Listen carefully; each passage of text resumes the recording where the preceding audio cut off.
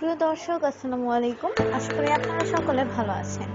আমি আজকে আপনাদের সাথে শেয়ার করব আলু দিয়ে কাচকি মাছ রান্নার রেসিপি।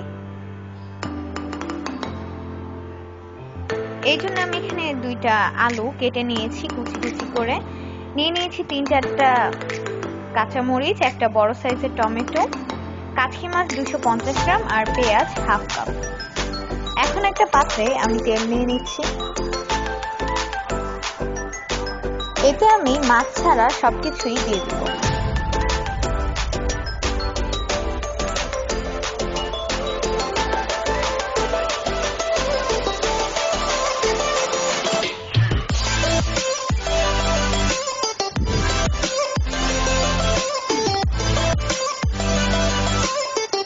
এখন এখানে আমি দিয়ে দিচ্ছি হলুদ গুঁড়া 1.5 চামচ আর মরিচ গুঁড়া হাফ চা চামচ।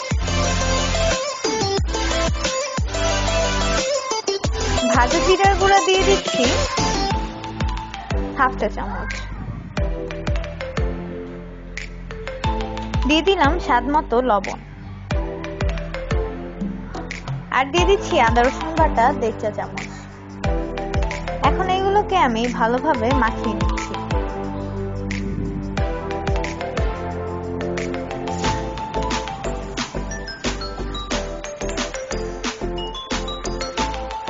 এই পর্যায়ে আমি এখন মাছগুলো দিয়ে দিচ্ছি এবং আলতো হাতে মাখিয়ে নিতে হবে যেন মাছগুলো ভেঙে না যায়।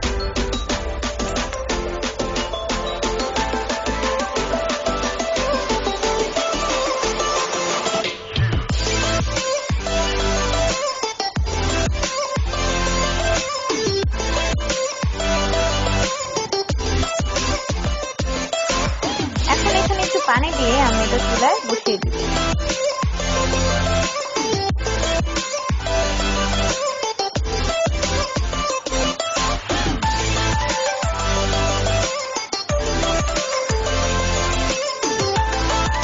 বলক আসার পরে কিছুক্ষণ দেখে নিতে হবে এবং ঝোলটা শুকাতে দিতে হবে। একটু পর পর ভালোভাবে নেড়ে দিতে হবে।